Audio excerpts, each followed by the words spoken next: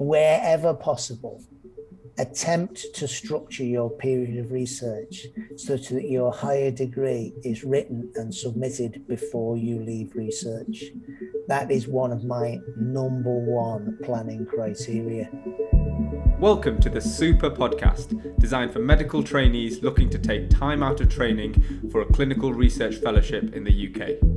Each week, we'll bring you a 15-minute discussion with a leading expert in the UK medical research process, or from a successful research fellow sharing what they wish they'd known before they'd taken their time out. I'm your host, Nikhil Alawalia, and on behalf of the British Junior Cardiology Association and with support from the BHF Clinical Research Collaborative, we're proud to bring you this series. I wanted to ask a little bit about what you've said about the different times you can come out for research. A lot of the work that you've supervised and led on has been quite interventional, procedural in nature. Now, do you think that for research like that, if a fellow was particularly minded to do research like that, it is more advantageous of them to get some clinical years under their belt? Or do you think you can still have advantages from coming out early to do that sort of procedural-based research? Well, everything is possible, and I wouldn't wish to seek to discourage individuals who, by virtue of seizing an opportunity, find themselves in that situation. But I do support the idea that the more knowledgeable you are about a field, the easier it is to conduct activities with the requisite quality and precision and informed nature. If, for example, you have no concept of, I don't know, let's say what intravascular ultrasound imaging is, or what fractional flow reserve is, or how it's measured, or how it's performed, it would be incredibly difficult to design a protocol or a trial case record form to capture the key aspects of procedural reality, risk, threat, and knowledge of that nature is pretty much essential in that domain. And hence, I must say that I very, very strongly favor people with a little bit of clinical experience if projects are of that nature. If the project is perhaps more general, perhaps, for example, the processing of existing large data sets, then there is a more general ability. Finally, I would say that it's never too late. If you are post-CCT, you still can do this, and you may actually find yourself in a very informed and strong position at that stage in your career. So when fellows are assessing which team to join and who to take on as their supervisor, you've got one end of the spectrum where you have a sole researcher who can essentially dedicate their time to you in a one-on-one relationship, whereas on the other end of the spectrum you've got a high volume, high output academics who have several fellows working with them at one time. It sounds like you may be somewhere in the middle, and I was wondering if you could speak to the advantages and disadvantages of having multiple fellows at once versus just one or two. Well, I think it's very kind of you to suggest I might be in the middle. I think I'm probably at the lower end. I mean, the most I have ever had is 4, but that was transient and more or less an accident of timing. I by virtue of the fact that I don't have that much time, I'd always much rather have 1 or 2, because to me, it's about the quality of the relationship rather than quantity. But this is a reflection of the fact that I'm an amateur at this. I am aware of, colleagues throughout the UK who are outstanding researchers for whom it is their raison d'etre, for whom 6, 7, 8 is completely normal, and that they have the work patterns and the organization and the personal and human skills to allow them to do that. I suppose the answer to your question is, it all hinges on this, what we spoke about earlier, which is this understanding about you are assessing them as much as they are assessing you. What level of help and support and meeting would you be likely to receive and expect? And one window into that, which is perhaps slightly less confrontational than simply asking, is of course to speak to previous fellows who've been through that process within that department or system or with that supervisor, and look at the track record of what's come out of it. Were they happy? Did they achieve on time? Did they feel supported? Did they feel the process was positive and beneficial? And also, I suppose, ultimately, I know this is a rather tacky thing to say, but did it yield the product they were after? So if you're going to write a PhD, I would like to think that you would also, as a product of that work, have one really good paper that you were proud of, that was yours, and two others that were at least creditable. Okay. Yeah. Now, every now and then you find universities awarding PhDs and not a single publication comes from it. Sometimes that's a bit of a statement about maybe the field it's being done in rather than a condemnation of the work or the investigators, but generally it's not a good thing. And it would be nice to see, when you're making your assessments of track record, what's the degree success rate? How close is it to on time? Are the trainees happy and satisfied and supported and feel it's been an enriching experience? Are the PhDs supported by a publication rate that means the work is original and valued and credited and out there? That's the kind of way I judge it. But then I'm naturally a very, hard and judgmental person, and I'm not sure that's my best feature. So I would add that element of measure. No, I mean, thank you for giving so many insights from the other side, from the supervisor side. It's been really helpful and I'm sure valuable. I was wondering, it would be remiss if we didn't mention the word COVID and how things may change going forwards for fellows who take up research in a post-COVID world. I was wondering if you, with your perhaps your BHF CRC lead hat on, may want to comment on how you think clinical trainees going into research may change going forwards, and how the landscape for research work may be different.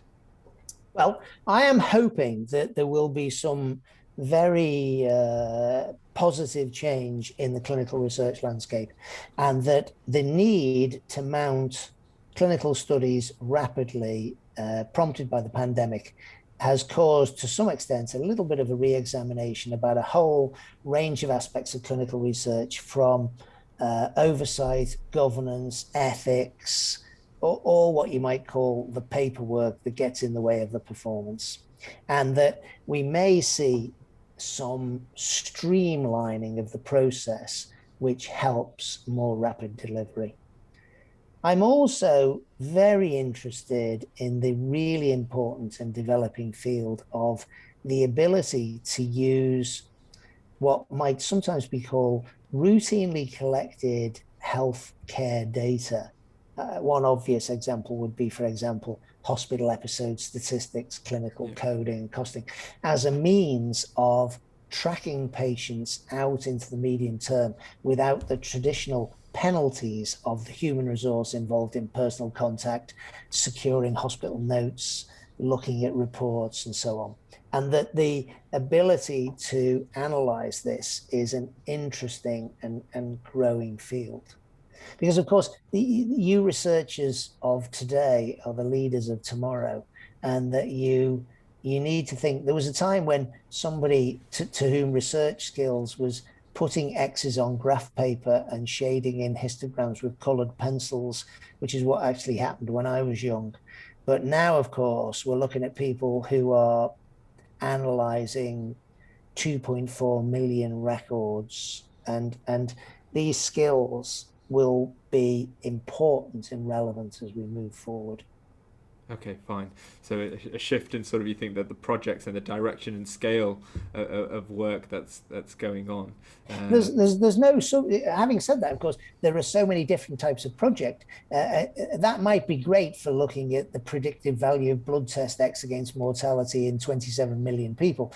But if you're interested in the nuances of one type of atrial fibrillation ablation against another, does a roofline work, does it not work? There's still plenty of scope for meticulous, smaller scale, traditional scientific work. It's a broad chapel. There's something for everybody.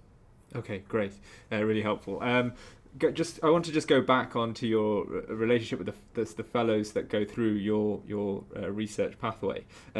What happens at the end? Do you routinely stay in touch with fellows who complete a degree under you, or is it something that's you're rarely in touch? I mean, what happens afterwards? Because it seems like you must work so closely together for 3 years with someone. What happens afterwards?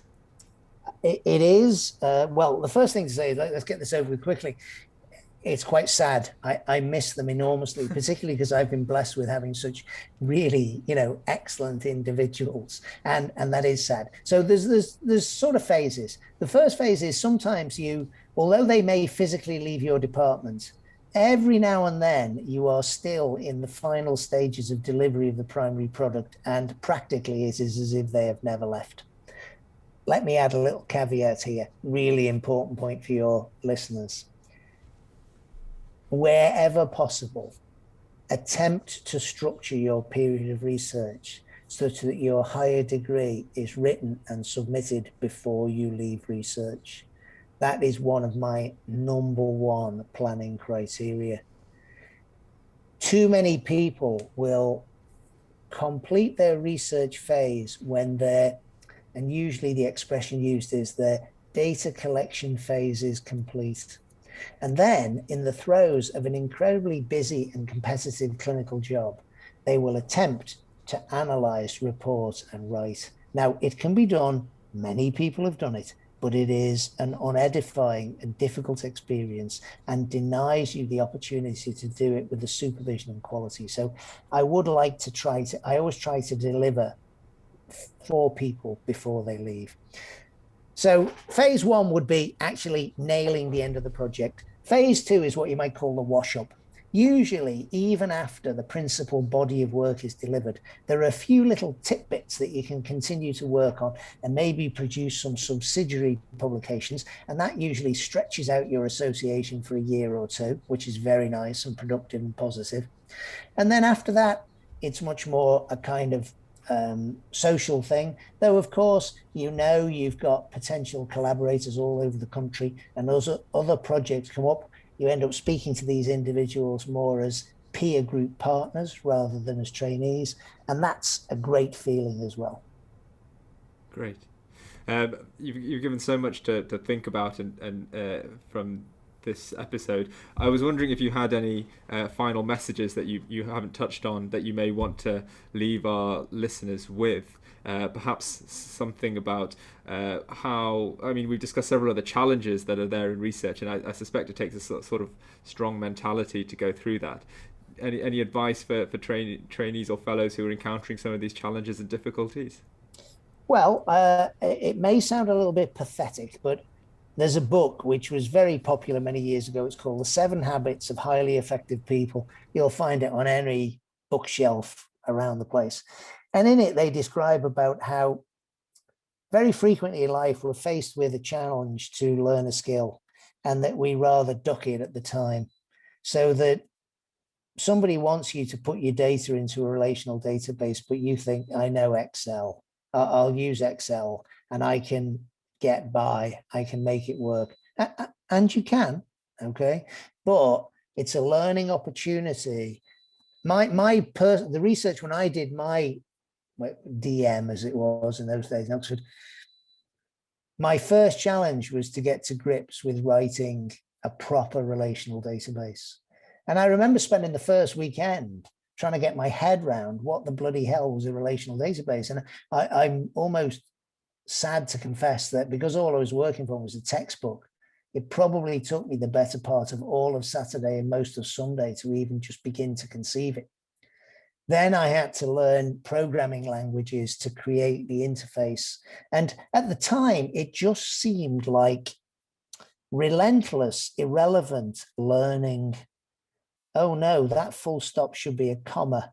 There's 2 spaces there before the carriage return and so on. But it taught me skills which have enabled me to do so many things over my life. And so you've got to look upon your research years as the ability to have a little bit of time to invest in learning a complete new range of skills. And those skills, some of them you may never touch again, but I put it to you, the vast majority you'll be very grateful to have in your armamentarium.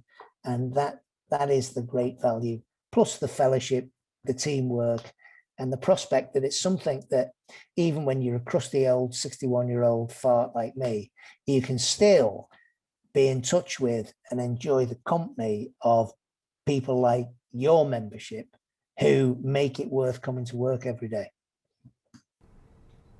That's a really good message for us to end on. Thanks again so much, Professor Stables, for your time. I really appreciate it. Okay, thank you, and best wishes to everyone. And, you know, if anyone wants to email me with the odd question, if you members of the BJCA, you are all affiliated and represented at the organization that I currently lead, called the British Heart Foundation Clinical Research Collaborative. We have a mission to try to promote clinical research in cardiovascular medicine and surgery in all of its forms. We have a range of initiatives, and we're always there to try to help through your society and through our work as well. So that brings us to the end of season 1. I hope you've enjoyed the last 11 episodes and found them useful. I'm optimistic that with the ongoing support of the BJCA and the BHF Clinical Research Collaborative, we'll very soon be able to bring you a second series where we'll be keeping the same format, but we'll be finding out how to cost a study, how to design a trial, how to work effectively as a research team, and also about the experience of winning a Young Investigator Award, just to name a few of the topics. Now though, before you go, I need to ask you for one favour. To help us to continue to do this, I need you to click the subscribe button on YouTube, Apple Music, or Spotify, wherever you're listening to this, and give us your feedback. What topics do you like? Which speakers did you like hearing from? And any feedback at all will really go a long way. But for now, thanks so much for joining us on this super journey, and I hope to be back very soon.